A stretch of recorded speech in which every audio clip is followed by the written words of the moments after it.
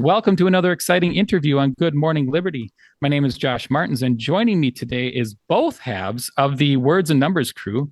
I have had you guys both on separately, but I think this is the first time I've had the pleasure of having you both on, and it's really exciting.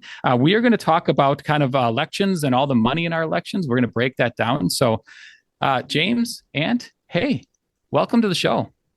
Thanks for having us, Josh. Yeah. I should say, listeners, for those of you who have not heard us talk about these gentlemen over and over again, it would be Antony Davies and James Harrigan, but it's James and Ant to us because we have been doing this. R. Harrigan, thank you very much. Dr. James R. Harrigan. No, you can leave the doctor off all you want, but that R is really important because there are so many James Harrigans in the world that I get their mail, their email constantly. And one of the other James Harrigans in the world is an economist at the University of Virginia. And you can imagine how much my existence pisses him off. I actually feel bad for him, given what he inevitably gets served up to him because of me. But I insist on the R. Calling me doctor is offensive. Please don't do that. But that's funny. All right. Well, I want to say a quick congratulations to you guys for your joining up with Free the People.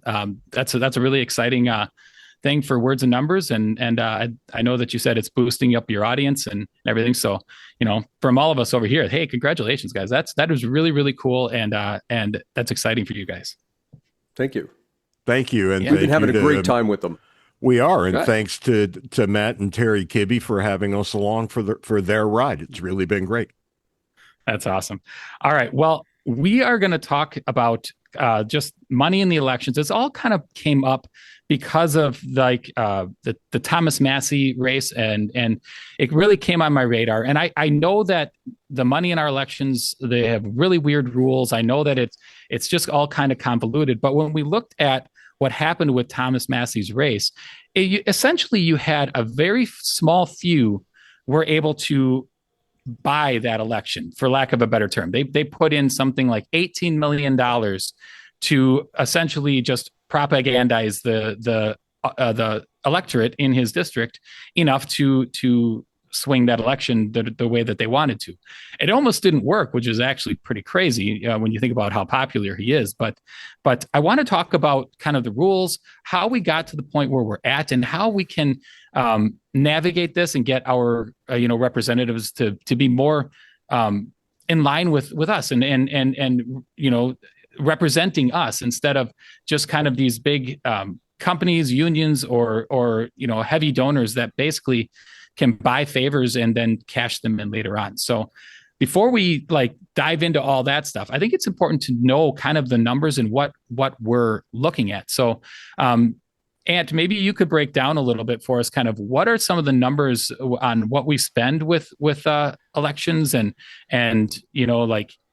how much is it that we're spending currently? Yeah, that's a good question, and as you can imagine, the numbers are hard to come by, but they're in the billions, high single digit to low double digit. Probably the numbers I've seen for all in in the federal election cycle, circa $15 billion, and when I say that, that's private donations going to candidates. And if you want to put that in perspective, because it sounds like a lot, which it is, $15 billion, but it's the entire federal election cycle. And, roughly we do that every 4 years. And that's roughly the amount of money, if I'm correct, that Hollywood brings in 2 years. So we're spending twice as much on movies as we are on federal elections, which kind of puts the whole thing in a little more perspective. Yeah, but that is still an enormous amount of money. I mean, when you think about the movie industry, that is an enormous amount of money.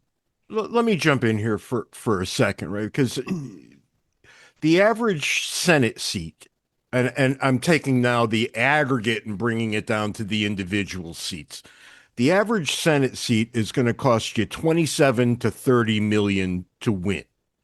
The average House seat is going to take about 3 million to win. Now, the one that Josh led us off with by far eclipsed that number, and the stakes were pretty high for a number of idiosyncratic reasons that I'm sure we'll get into later.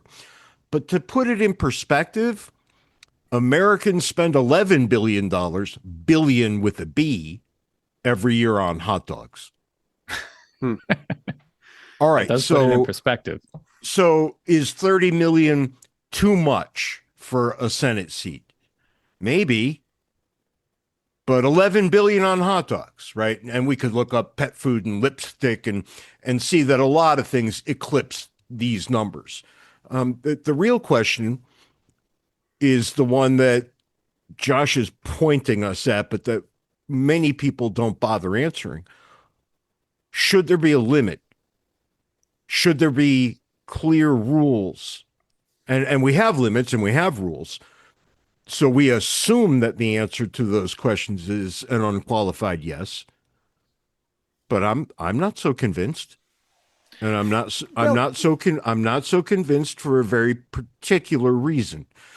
And I don't frame this typically. Almost everybody frames campaign finance in terms of free speech. I've got this money. I want to give it to you, Ant, so you can run for Congress.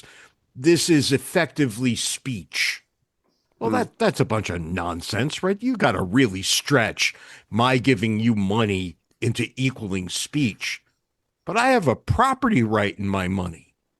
Right. Which and that precludes almost every other right? Most rights are quite ridiculous unless there's a prior right to property. And if I want to give you my property for whatever my reason, who is anybody to tell me I can't? And I think we're focusing on only half of the transaction. You know, Josh started us off by talking about buying elections. And the phrasing bothers me because if you want to think about it as a transaction, there's somebody on the other end. That's the person with the vote. Why aren't we looking at the voters saying, why are you selling your vote? They're not selling their vote, but why are you not doing your due diligence before voting rather than just reacting to whatever the latest ad that you saw is? I would put the blame, if you're going to put blame at all, I would put it equally on the voters as the people who are spending the money. But Ant, I absolutely agree. As I just casually cut Josh out of this conversation entirely. And you've got a background in consumer psychology, right? So you know how things are sold to people, and you know how irrational people can get within a larger rational context, right? We always say that the voter is rational, right? This is a long-held position in political science. There's a minority of cranks and crackpots who talk about the irrational voter.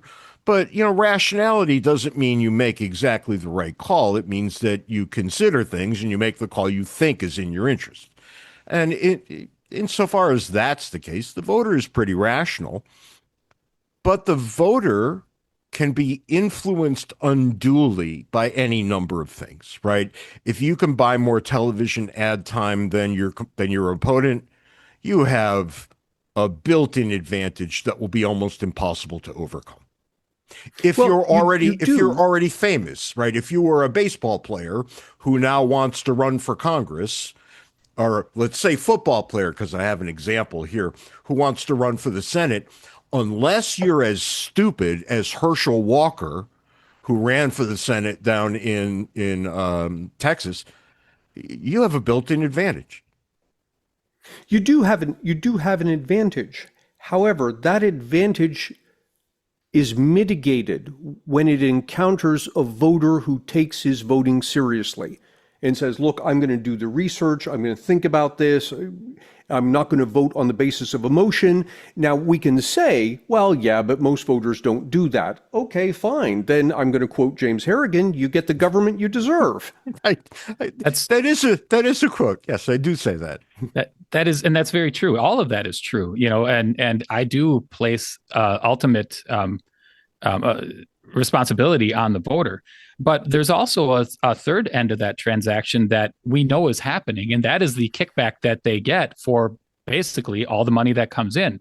They get, a special favor, they get a special regulation, they get, and a lot of that stuff ends up being kickbacks with taxpayer funds. So that taxpayer is kind of, is having to pay for being propagandized in a way. And I know I'm simplifying that, but that's ultimately the problem, that the source of all of this has nothing to do with the money, and even has a little bit less to do with the voter and what I'm suggesting. It has to do with the fact that we have an unlimited government. If we had the limited government that was designed into the Constitution, you wouldn't have this problem because there'd be nothing to buy. Well, you would have far, far less of this problem. Let's be realistic. As long as there are fair enough representatives, there's something to try to gain in the system. But you and I have talked about this quite a lot. And as a political theorist, political philosopher, I care about this quite deeply, right? Aristotle, a couple thousand years ago, said that there were 3 true regime types and 3 bastardizations of those regime types. And one of them was democracy. And he said a democracy will always become an oligarchy, just because of the internal forces that drive the very idea of a democracy, right? As long as the people get to choose, sooner or later, that entire system will yield something that looks not unlike what we've got now. And we're left with the absolute idiocy of Bernie Sanders and AOC going out on a tour against oligarchs. Right. You've got to be kidding me, right? If those two aren't oligarchs, there's no such thing. And then we've got a few people who are not in government, right, who oddly seem to shift parties every time the presidency shifts. Jeff Bezos, Elon Musk, right? These sorts of people who have way more influence than any of the 3 of us. And I think, given the fact that we all have public-facing things, we have more influence than the average voter. Would agree. And the difference between us and them is astronomical. Well, I definitely agree. And I want to kind of go through what the rules are right now, because one of the concerns that came to my attention is we have rules set up, and the average person can only donate a certain amount, right? And kind of thing. But then you have special rules for other organizations, and they can donate unlimited amounts, right? So, James, why don't you said you have those rules up in front of you. Why don't you kind of break down those a little bit and kind of explain what the different rules are? And I know you're not an expert. I'm not either, but as best we can. But look, everybody can go look this up and take issue with us or agree with us. It's online. There's no mystery here. And the real problem isn't these individual rules, right? So an individual can donate $3,500. That's actually quite a lot of money. Mm-hmm. If I'm a candidate and I'm putting on an event and there's 100 people at a dinner and they all kick in the $3,500 I ask for, I've had a pretty good payday, right? That's a lot of airtime I just bought. Yep. Candidate committee can kick in $2,000. A multi-candidate PAC, $5,000. A single candidate PAC, $3,500. None of these numbers are ridiculous. No, right? They're high from the perspective of what an average person brings home in a week or even in a month, but they're not absurd, right? You only get to absurdity when you get to super PACs and independent expenditures, right? So can you give unlimited money directly to a candidate? Well, no, not really. What you can do is spend unlimited money on behalf of the candidate. And ain't that interesting? And who made these rules? Congress. Right. Candidates. Right. People who have already been through the process, who all know what it takes to get elected. So they left open this giant door. Super PACs can have unlimited donations. Unlimited. And when we run the numbers, super PACs dwarf the donations that come in from all the other places, right? I mean, of course they do. When you run those numbers. If I'm a rich man and I can give $3,500 to the candidate, I will do that. But then I'll go give $2 million to the super PAC that funds the candidate. Yeah. And so pause, there you go. Pause a second. Tell us about super PAC. What is this thing? And if I'm a rich guy, can I just go found one? Yeah, sure. It's a political action committee, I believe, is what the C stands for. And they're just organizations that take in money and send it back out. Typically, so basically a nonprofit. And essentially the rule is that they can't directly work with the campaign, but they can spend as much as they want. They can bring in as much as they want. That's right. And this is exactly why at the end of some political ads, you'll hear a candidate say, "I'm James Harrigan and I approve this message." When you don't hear that, it's a PAC ad. Yeah. Mm-hmm. And so PAC ads. So if I've got a guy here in Arizona, and in Arizona, if we love anything, Josh, we love guns. No, really, we love them. There are literally no gun laws here. I think the only gun law that we have is that there will be no gun laws. And if a candidate for, the state Senate starts saying, well, we got to get on this no gun laws thing. This is kind of crazy. We're out of step with the rest of the nation. The Second Amendment people through political action committees will come in and spend the hell out of that guy. And he will be gone as fast as he can. Unless he can find the same amount of money on the other side. And he can't. Mm-hmm. And I think that's where my biggest concern is that there's rules for it. What it really comes down to is the average person is not starting a super PAC. So they're under certain rules that these other ones are not under. And it gives them kind of more ability to I know Ant said he hates this, but I can't think of a better way of saying it, to purchase the election, right, for special favors or whatever it happens to be. And when I say this, we're not just talking about, Elon Musk or some other very rich person. You're talking unions, we're talking companies, we're talking all these other organizations that are trying to buy influence in the government. Now, I actually really agree with Ant when he says that the biggest problem is that the government is just way too big. Like our government should be so small that there's no reason to waste money on it. But that isn't the government we have, right?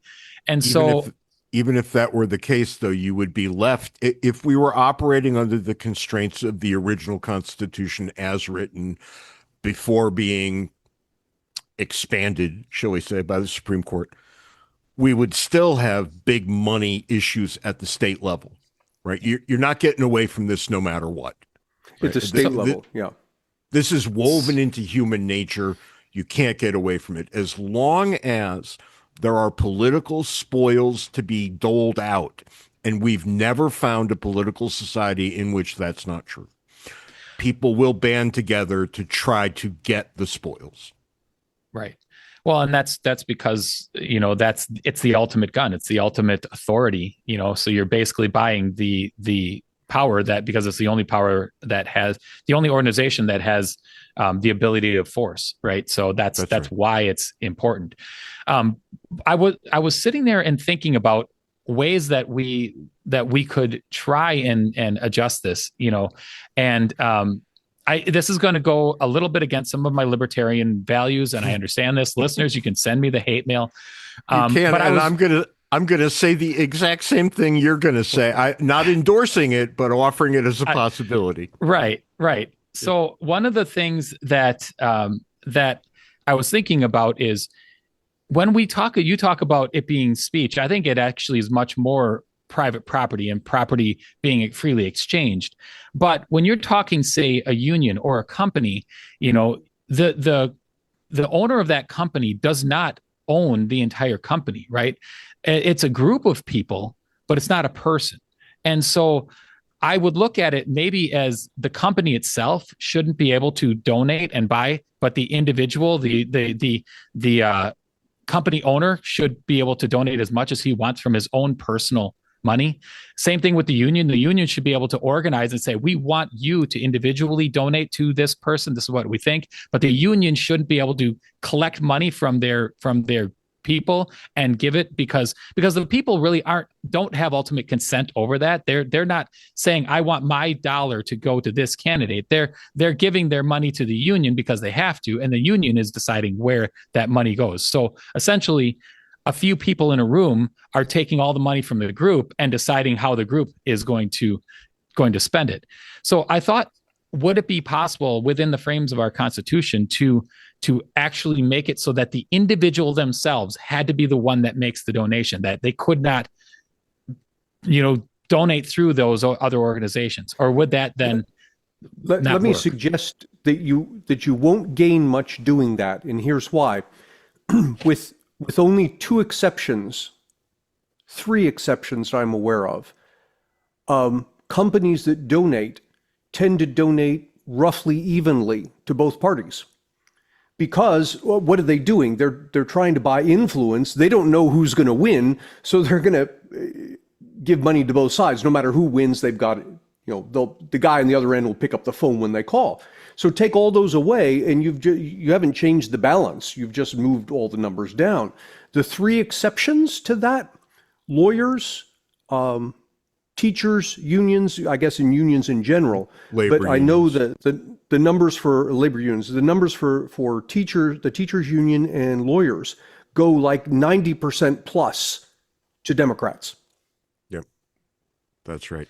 And you've also got what I would call, if you wanted to push this argument to its logical extreme, you're going to have a Citizens United problem, right? Where it would likely take an act, a ruling from the Supreme Court to get a new answer. And I don't think you're going to get that, at least no time soon. Where I thought you were going to go, and I kind of feel good that you didn't, because I'm going to preface this by saying it's a god-awful, stupid idea, and we should never, ever do it. But people have floated the idea of public financing of elections. That, candidate A gets his $3 million and candidate B gets his $3 million. Go nuts. But you don't get a dime more from any source ever. Why do you, James, I like that idea. Tell me why you don't. Because I don't want to be taxed so these clowns can run for office. We're already being taxed for them being in office. Why not just go one step further and tax the entree? Because I believe in freedom, Ant, and this is a thoroughgoing violation of the freedom principle. Now, let me finish, because I'm going to say something even more horrible. This may yield better outcomes.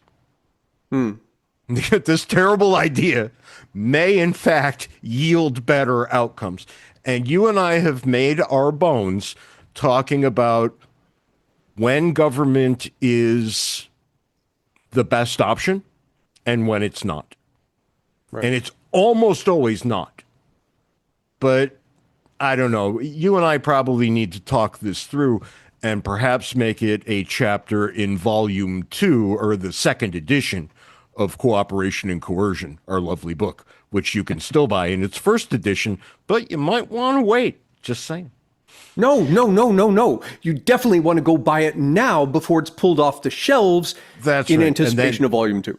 That's right. And then you could have 2 copies of the same book, and we'll even put a different cover on it so it looks like 2 different books. But that's marketing right there. I do what I can, man. I do what I can. But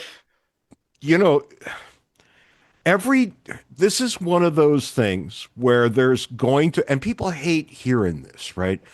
There are going to be deep trade-offs in any direction. deep trade-offs. And it might be the case that every single proposal that we can come up with is bad, and that we just need to pick the one that's least awful. Because sometimes, as the kids like to say, life be that way. Mm-hmm. Well, I think I'll also say that I absolutely hate that idea because it does completely violate all of my property rights principles. But at the margin, not that much more than they're already being violated. Right. That's where I was going to say. But to say saying that, you'd think it actually would make our representatives more accountable to the individual voter because. And the other thing that Ant, you'll probably really appreciate this, that jumped into my head is if they all have the same amount of money, I want to know how well they are going to utilize that money because let's face it, economics is the most important thing in politics, and understanding how to take that amount of money and utilize it to the best of your ability is a really important thing for a politician to know how to do. Right. It's not a bad thing to look at, but this is going to get even worse. I can't believe that three classical liberals are here making the case for public financing of elections. But if oligarchy is the natural outgrowth of democracy, your first and only goal systematically needs to be preventing that from happening. And this, to some degree, would prevent that from happening. And I say to some degree because very rich people would still have things to offer that are not exactly money to politicians. They could say something like, you vote this way and I'm going to build a factory in your state or in your district. So you're never going to wash all of it away, right? There's always going to be the issue of a quid pro quo wherever politics and economics merge. But geez, you could make it so much better. And then another salutary effect, and I know that you brought up the Massie race and other people have brought up the Massie race, and I've thought about the Massie race. And lurking just below the surface is that I have to be very careful with my words here. Let me start by saying the unspeakable in classical liberal circles. I myself am a Zionist. I believe the Jewish people have a right to exist in a place that they call their own country. That's what Zionism is.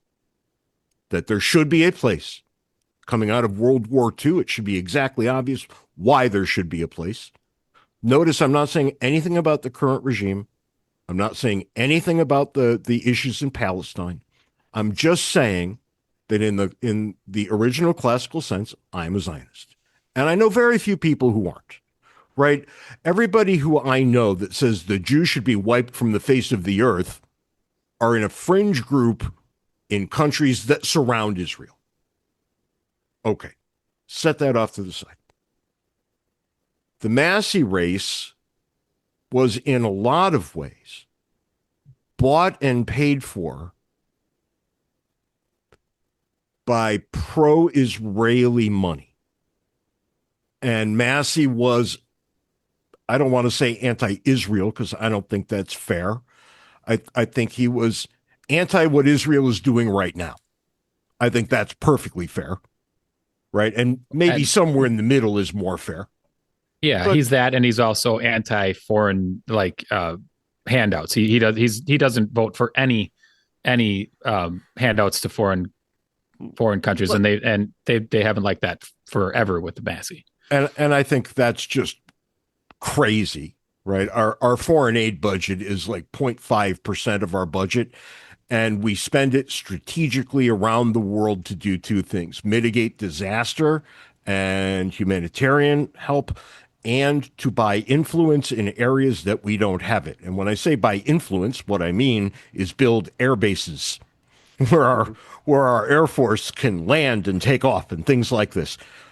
So if we happen to need it, we have it. So there are perfectly good arguments on literally every side of these arguments. And I don't want to diminish any of them, but the point is that foreign interests do play a role in our politics. They absolutely do. And you could try to mitigate that if you want, but you'll never wash it all the way out. So my preference is to have it be above board. Right? If AIPAC wants to give money to a candidate, great. If Russia wants to screw around with all kinds of bot farms, and China the same, to mess about with our election, not great. Right? There's a bright line distinction between these two things. Personally, I would rather have no foreign money in American elections. I think that would be to our advantage. And I think that rule wouldn't hurt anyone. Not really. But we don't have it, so there we go. I wholeheartely agree with that statement. I don't think foreign money should be coming in. But again, I don't know how you control it under the current system. We can talk about the public financing elections and how that just betrays all of our principles, and it does. What would there be? Is there more unintended consequences of having that than what we have currently? I don't know. Right now our politicians spend more time, raising money than they do actually being politicians. So, right, well, and that might be that might be a good thing. That's true. It might, because if they could spend all year long governing, you really want that? I mean, look, the greatest human being who ever lived, I think, was Willis Carrier, who invented air conditioning. This man should be up for sainthood. He did such a good thing. But the unexpected consequence, the unintended consequence, Congress could then meet year round. It was built on a hot swamp, right? They couldn't meet in the summer. That's why they didn't meet in the summer. And that made it better for everybody. So right now, and this is especially true of the House, not as much of the Senate, and not as much for presidential candidates, but House members start campaigning the day after they win their seat. Oh, believe me, in Wisconsin, you get 2 weeks off before the ads start running again. It's crazy. Yep. And every election in my lifetime has been the most important election of my lifetime in Wisconsin. That's what they tell me. You would think people would get wise to that, but alas, they don't. And that brings us all the way back around to the opening salvo, right? It's the voters' fault. Well, voters, I'm just going to say it out loud. Everybody knows it. Nobody ever says it. Voters are stupid. They fall for stupid things. They're so stupid that they fall for the same thing year after year after year after year. And politicians have got it down to a science. They say, what will my stupid voters fall for? And then all of their people go out and do their measurements and their work. And they say, oh, say this about Social Security. And the guy will say, well, didn't everybody say that just 2 years ago? Yeah, it'll still work. Appealing to the voters is never going to yield the answer you want. Something we haven't discussed, and James and I have talked about it before, I think I like the idea better than he does, is that people be required to vote. Like you have, selective service, you've got to serve in the military under certain conditions, require people to vote. Now, having said that, you don't have to vote for any of the slate of candidates. You can say none of the above, but everyone, by force of law, must show up at the voting place and register something. I think that's if you do that. Well, you've got the problem of the stupid voters. It doesn't overcome that. What it does overcome is the problem of the crazy voters. Because currently, particularly in the midterm elections and in the primaries, it's the people on the extremes who are more likely to vote than the people in the center. And so this is why federal election after federal election, we end up with two candidates that nobody likes. And it's because those are the ones that survived the primary process, and the primary process was largely driven by extreme voters on both ends. But this really only gets to presidential voting. You may find the odd event where you've got a primary for a House or a Senate seat, but it's just different by orders of magnitude, right? Right now, there are a couple of places where there are thoroughgoing lunatics running in primaries. But it's always the vast minority, right? Most districts are safe. The guy who's in the seat is running against somebody who has no chance of beating him. Well, yeah, but are they safe? Are they safe because voting is voluntary? So in other words, if he's an incumbent and I don't like him, I'm not going to vote because what the heck, he's going to win anyway. I'm not going to waste my time. I mean, they're safe because the way the districts are carved, right? And you could even, if you don't want to talk about gerrymandering, that's fine. You don't have to. Because the joke when I lived in Utah is that the Democrats could have their statewide convention at the Salt Lake City Denny's. Mm-hmm. Right? There's no Democrats in Utah, and the few that there are all live in Salt Lake City. They're the cosmopolitan Democrats, right? That state's going to be that state will be as red as a baboon's ass for as far as the eye can see. But see, you touch now on another problem that we haven't discussed, which is the duopoly of the Republican and Democratic parties. Mm-hmm. We're left with those two choices because they control the Federal Election Committee, which sets the rules for who's allowed onto the big stage. And guess what? They set the rules so that those are the only two parties that are allowed on the big stage. And it's not the big stage either. It's every other stage. Mm-hmm. Right down to your local House seat. They have systematically excluded everyone else. And this is the great irony that Americans are so concerned about, corporate monopolies and how they're taking over and blah, blah, blah. Look, we are controlled by the largest, most powerful, not a monopoly, but a duopoly, the Democratic and Republican parties, which are, by the way, not governmental bodies. They're nonprofit corporations. That's right. They're corporations. That is correct. And what the people need to someday come to the realization is when they're those companies that they're so afraid of, that even if it's a monopoly company, they still have the ability to take their money off the table. They can just not buy whatever that product is. The two duopoly that you're talking about, they get one chance to cast one vote every other year, every 4 years for the president. And that's all the power they have over, right? They get nothing else. I mean, talk about being almost powerless, right? That's right. So I exercise my God-given right of free choice against Pepsi every day of my life, right? Multiple times every day. And if you think that doesn't register with both Coke and Pepsi, you're out of your mind. Of course it does. See, that's the thing. You're buying Coke. Pepsi cares about that because every dollar you spend on Coke is a dollar that Pepsi isn't getting. Yeah. But if you're a Republican in a minority state, the Democrats don't care that you're not voting for them. They don't need your vote. They already have 50%. Right. It's like being a Republican in California. Why on earth would you even? Yes. I'm going to stay home and mow the lawn. Right? There are a million better things for me to do than head off to the polls because we already know how it's going to end. Right. Yep. And the Democrats have no incentive to do anything to woo your vote. They don't need it. And then the question becomes, is there any amount of money that could change that?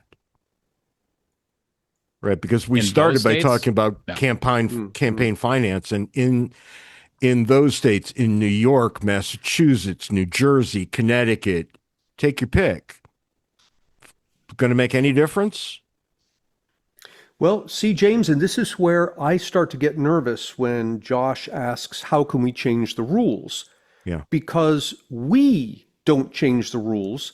It's the politicians who would change the rules. Right. And if you ask the Democrats in California to change the rules, they're going to change them to make sure that Republicans never are able to spend enough money to challenge them. Which they just did with their redistricting. Yeah. Right. In answer to Texas and their redistricting, et cetera. The thing is, we could go on and on for hours about the duopoly and all those problems. And I agree, Ant, that unfortunately any rule changes would end up being made by politicians, and they're going to write in the same kind of loopholes like the super PAC. They're going to find a way, right? So it just becomes one of those thought experiments, but it's what we have. It's why, for example, you were talking about the $3,500 limit for regular people and the super PACs are unlimited.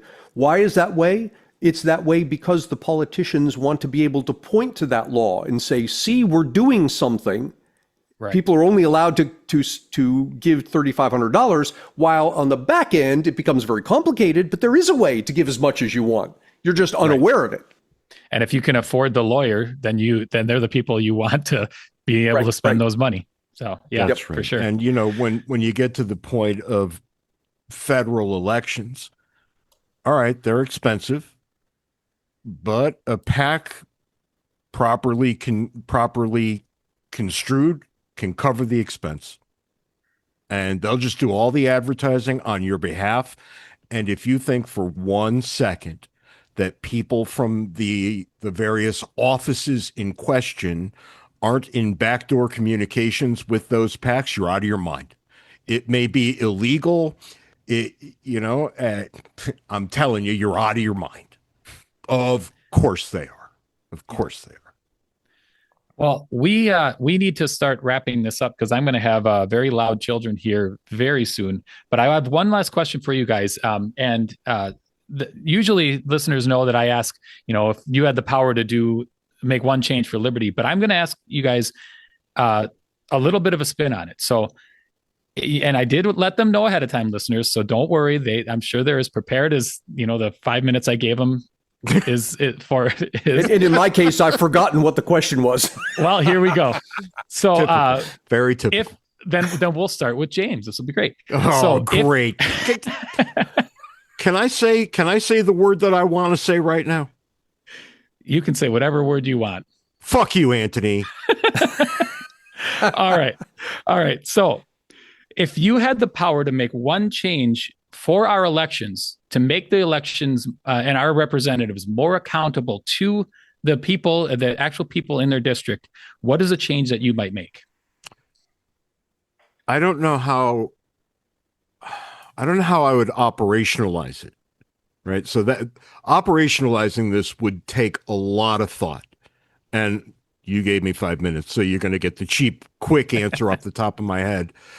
But I would take election law out of the hands of the people who benefit from election law, right? I would disallow Congress and the president from weighing in on election law at all, which would mean setting up some sort of independent commission, a truly independent commission, of learned but unaffiliated citizens, I think would probably be the best way to put it. People who lean neither this way or that, but people who could look at the system itself writ large and figure out what a fair one would look like, and then disallow the politicians from having any influence over it, but for petitioning that commission for a change. And right. I would start there. Okay. I don't know how I would do that. Too, I have no idea. I have no idea. Is an idea. What about you, Ant? Yeah, I've got two things.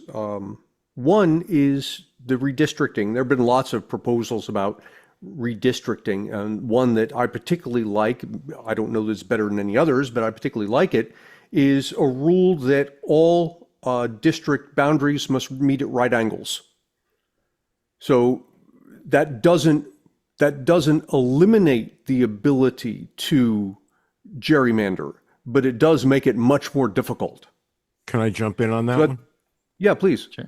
The problem that you're going to come across there is geography, right? You're going to get mountain ranges that have very typically defined outer edges. You're going to get rivers, highways, and all these logical things that make borders and boundaries will be off the table in favor of the right angle. Yep. Yeah, it's not it's not a perfect system by any means. I'm wondering that it's better than what we have. I'm going to think that one through. That sounds fascinating to me. Item 1. Item 2, we actually did this, and I think we should go back to it. Eliminate direct election of senators. Yes. Under the Constitution originally, senators were elected by the state legislature, and it was a further check on federal power that the senators were not answerable to the people. That's what the House was for. They were answerable to the state government itself. Yeah. And if I could throw one more on the pile, this is just returning to the original Constitution. Great. I would like to return to original practice, and at the presidential level, get back to the choosing of the candidate via the smoke-filled room. I've said this over and over and over again. Do we have time that he can say a little bit about that? Sure, go ahead. Well, look, we've created this gubbins of a thing whereby, and Ant got to it a little earlier, whereby people campaign before they become the candidate, right? They campaign to be president. And as a result, you end up with quackery on both sides of the aisle. You get, and the slogan is always the same, right? Run hard right and hard left in the primary, get to the center for the general. And if everybody knows this, we all know you're lying. Yeah. Which means an appeal to the people to get the nomination yields political lying. And I would prefer to have a lot less of that.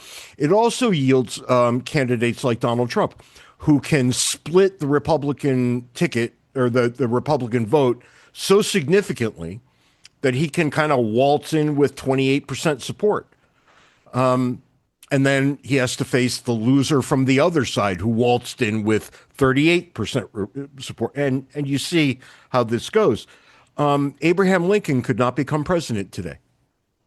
Just to pull one out of the air. You may love Lincoln, you may hate him, but he had character. Yeah. Right? He was not for sale.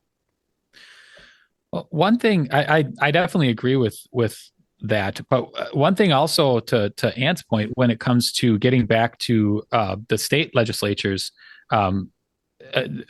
bringing nominating senators instead of the direct elections, I like to talk to people about this because they think that they have more power over their senator because they can directly vote for them, but they actually have much less. Right? In Wisconsin, there's 5 million people. That's 5 million votes. If I call my senator, he doesn't really care about what I have to say because he doesn't need my 1 in 5 million vote. But if I called my state senator, who is represented by a swing in his district might be 300 votes, right? He cares very much what I have to say. So my word to him has much more weight, and there's only 100 of them, right? So it's you actually have a lot more influence over that state representative, who then would have a lot more influence over your senator if it was that way. They have a hard time understanding that take that direct vote away actually gives you more influence over your actual elected official. And I'd like to hijack the ending, if I may, by saying that I agree with almost everything Winston Churchill ever said. And, he said, I believe that, the problems of democracy are generally solved by more democracy. The problems of democracy are almost always solved by less democracy. This is what the American founders understood to their core. They knew that democracy was a problem waiting to happen. So they confined democracy as such to the House of Representatives and nowhere else. And everywhere else where we have decided to enhance democracy, we have seen failure after failure after failure, and we refuse to just take a long, hard look at the problem, because the problem is us. Well, I actually want to weigh in on this last question too, because there were two things that I jotted down, and it goes again. One of them goes against my principles again, but it's just something that has been at the back of my mind, and so two things that I would at least analyze, is one, that a representative would have to get money from within his district. So if you want to give money to a representative, you have to give it to a direct representative of you, right? So again, it would make that representative more accountable to the electorate, right? So I could donate to my House representative, I could donate to my state representative, I could donate to the president, whoever is a direct, directly to me, I could donate to, but I couldn't start donating to somebody in California, somebody in New York, that kind of thing. And again, it goes against property rights, but I think it would solve more problems than it creates. The other thing I would say is that representatives should have to govern from their district. They should be within their district at all times and do it, remotely. There's no reason for them to be in Washington to be influenced by lobbyists directly. They should be in Washington. And that way, when they make a stupid call, they got to get in their car and go home and face the electors right there. Right. So those are the two things that I would at least explore. That second thing is really interesting, because we've got the tech to make that happen right now. Right. Yeah. Yeah. That's going to get a lot of my thought in the next week too. Perfect. Well, I always like to get your brain going there, James. All right, guys, we got to wrap this up. I do have my kids home, so hopefully you guys haven't heard the thumping upstairs. Why don't you guys let the listeners know where they can find more of your work, where they can hear some of these great discussions? Get your ass over to www.wordsandnumbers.org. All right. Perfect. And they can find also your work at Free the People, correct? They can, and on YouTube or anywhere else you get your podcasts. But everything is brought together for you in one simple place at wordsandnumbers.org. Perfect. All right, guys. Well, hey, thanks for spending the time and really going through all this. It's been a wonderful discussion.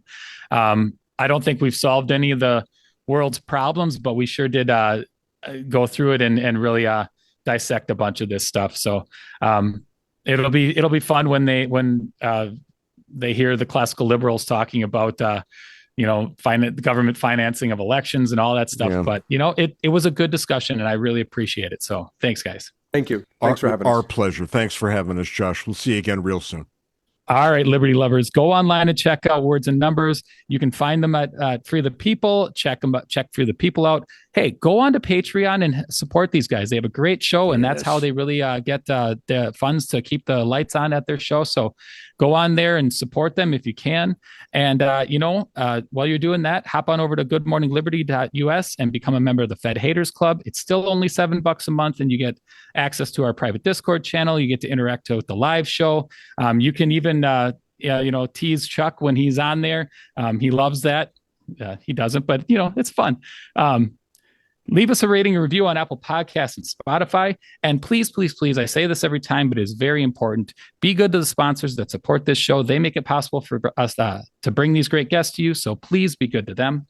So if you do all that, and I mean every single thing I just said, I promise I'm going to be back next time with another exciting person that you guys all need to know. Until then, remember, you own your choices, each and every one. So make some good ones. I hope you all have a good night, a good day, and a good morning, Liberty. And be nice to each other.